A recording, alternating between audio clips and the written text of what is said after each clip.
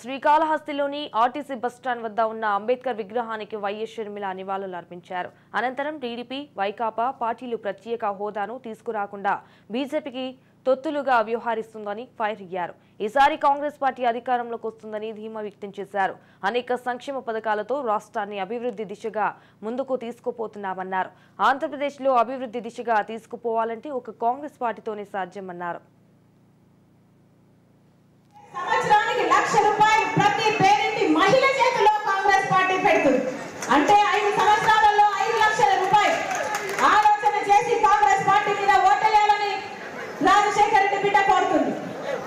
ఇక బిడ్డలకు ఉద్యోగాలు ఉన్నాయమ్మా? ఉద్యోగాలు వస్తున్నాయా?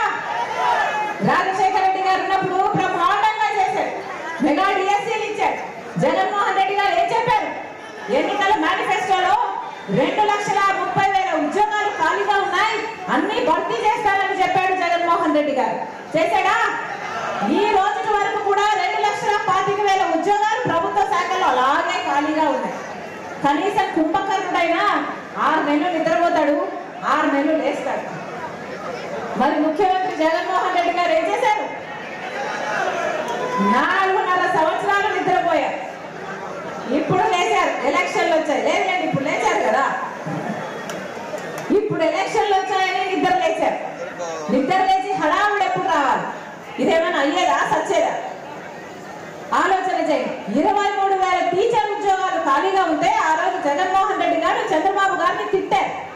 7,000కే ఎందుకు ఇస్తున్నావు చంద్రబాబు గారు, సిగ్గులేదా అన్నారు. మరి అదే 23,000 ఉద్యోగాలు ఇప్పుడు ఖాళీగా ఉన్నాయి. మెగా డిఎస్సీ వేస్తానన్న జగన్మోహన్ రెడ్డి గారు ఇప్పుడు దగా డిఎస్సీతో 6,000 ఉద్యోగాలకు దగా డిఎస్సీ వేశారు. ఇది మోసం కాకపోతే ఇది దగా